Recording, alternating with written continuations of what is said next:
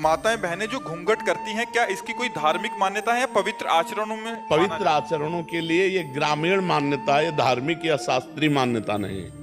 ये जो घूंघट है ये इसलिए कहा जाता है कि हम रूप दर्शन न करावें और न सहसा किसी के करें।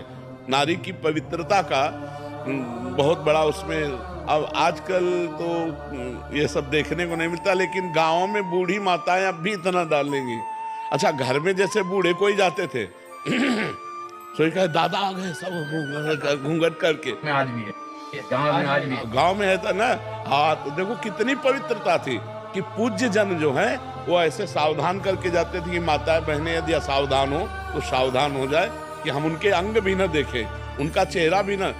गांव में तो ऐसा होता था कि मरने के बाद जब परवाह करने जाते तब कहते थे यार तुम्हारी बहू को तो हमने आज देखा है, नहीं तो और देखो ये मर्यादा पुरुषोत्तम भगवान श्री राम के समय में भी था। जिस समय सीता जी के शीश फूल आदि जो है वो लक्ष्मण जी को दिखाए कि सीता जी के आभूषण है, किष्किंधा में जब सुग्रीव ने दिए कि विमान के ऊपर से सीता जी, तो उनका प्रभु यदि माता के चरणों के कोई आभूषण होते, देवर हैं कि माता के चरणों के आभूषण होते तो मैं बता सकता था। हमने कभी माता को ऐसे नहीं देखा, ऐसे चरणों की तरफ। मतलब छोटा भाई बड़े भाई की पत्नी को मां समझता था और बड़ा भाई छोटे भाई की पत्नी को बेटी के समान समझता था। आज अब तो ऐसे राक्षस पैदा होते चले जा रहे कि अपने बच्चों के साथ ही दुष्कर्म करने के लिए तैयार हैं, फिर बहू बेटियां और सब। तो ये बड़ी पवित्रता का प्रतीक है। पहले तो ये कोई शास्त्रीय नहीं है, ये कोई शास्त्र में ऐसा आदेश नहीं है, ये ग्रामीण व्यवहार है।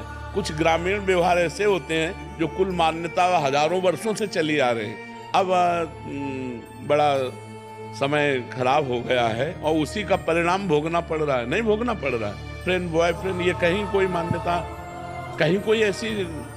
अरे गांव के बुजुर्ग ब्याह तय कराते थे और बाद में दूल्हा दुल्हन देखते थे कि ये हमारी दुल्हन है, ये हमारे दूल्हा है।